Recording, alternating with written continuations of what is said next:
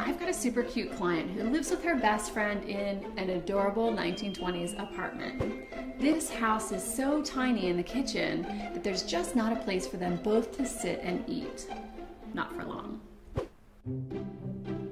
We're gonna create a DIY flip-down table made out of really basic materials, some of which we're even having cut for us at a big box hardware store. First, we need to measure the space. This is how we're gonna know that there's enough room for the table to flip down so they can eat at it. Wait till you see, it's kind of clever. It's always more fun to do a project with a buddy, so I had my friend Thad pick up some materials for this project. I'm choosing to make this table about the same height as the countertop. It's gonna make it really simple for them to just tuck in and eat at it. Let's get started. First, we're taking our pre-cut piece of plywood that's going to form the back piece of our table frame.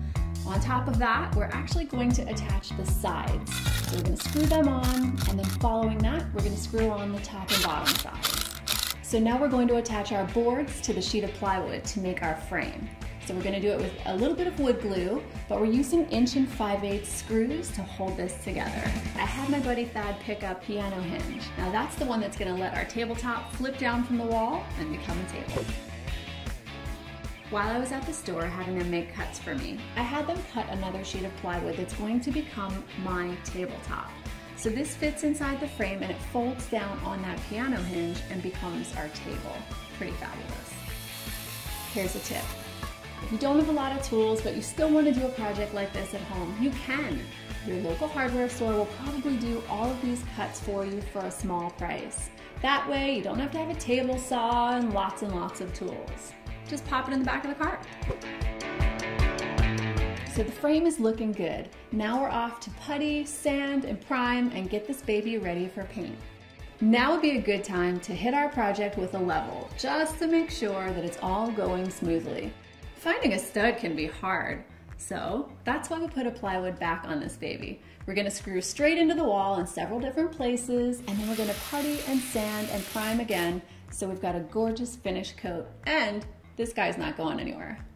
I'm gonna put a finish coat of paint on this baby, and actually on the bottom I've got a little secret.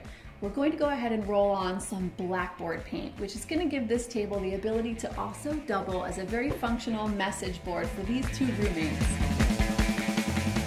When you build something outside of the room you're going to install it in, make sure that you dry fit it to the wall before you put it up, then attach it.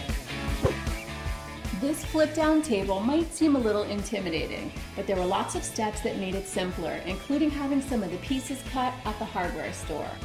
This project was pretty simple, with some great paint colors. It's a really good space-saving solution that you could do at home too. Check it out.